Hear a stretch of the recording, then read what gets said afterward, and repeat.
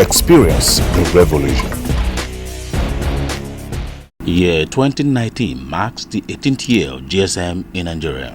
The journey that started in 2001 has many highs and lows affecting the ICT ecosystem. With a focus on the internet and data usage, for many, it's been described as a mixed taste, particularly with many consumers groaning and complaining in recent times about the depletion of data from their smartphones, MiFi, or gadgets by the internet service providers. I'm actually very frustrated with data depletion in Nigeria in a world where you have developing countries increasing the amount of data you can get with and giving you better value for actual data. Nigeria, you keep buying new data every day, and it's very frustrating. I'm not happy about it. Sometimes we don't use what we pay for. So that is my concern, that is my worry about it. Data here in Nigeria, is a very funny thing, because like me, I use my two phones, and most of the data we have, like MTN, Airtel, and Glo, is only Airtel I know I enjoy, because if they give me if they say it's 1 month, and at least it approaches that 1 month, just a few days to the 1 month.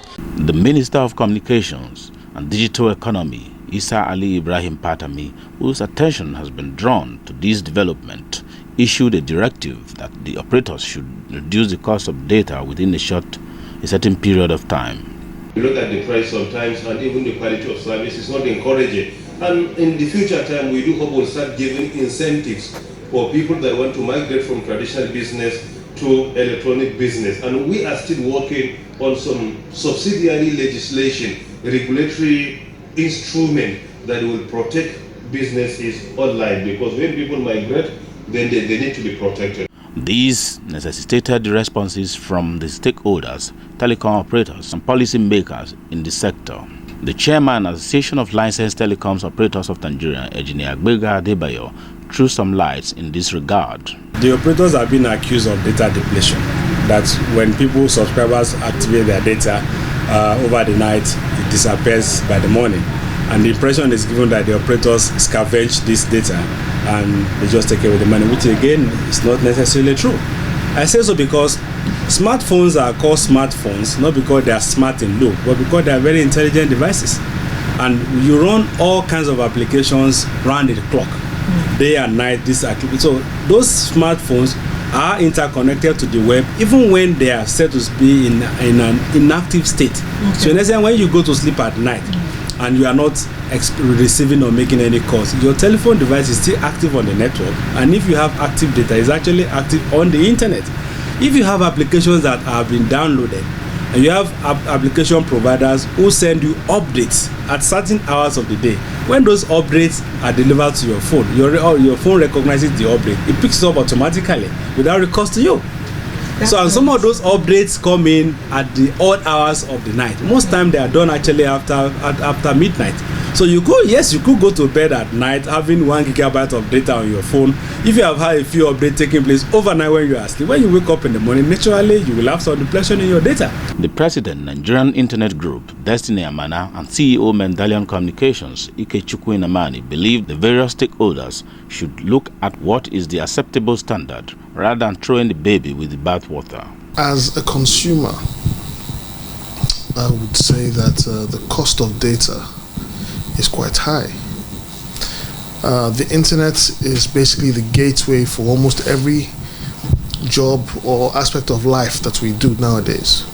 We sleep through the internet, we play through the internet, we have business through the internet. If you don't have the internet, you haven't even started doing business. Most people who are starting a business right now understand this.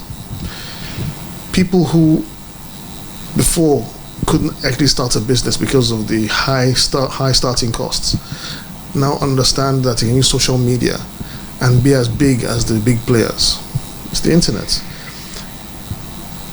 If the cost of getting onto the internet stays high, it will become harder and harder to do what needs to be done. Data consumption largely depends on what you are doing with it. If you are doing video streaming, watching YouTube videos, you're on Netflix and all that stuff, your data will run faster than if all you are doing is browsing. So we need to also differentiate that. So when subscribers complain that in a more generic way, like you've stated, that datas are disappearing, then the first question is, let's find out what really is going on.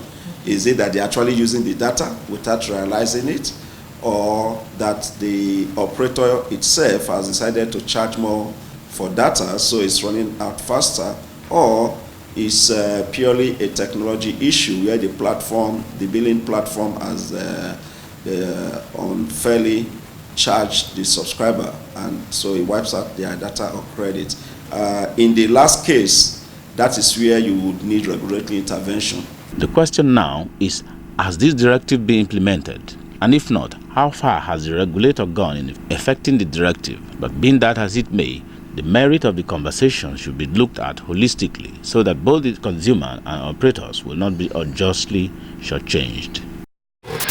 Experience the revolution.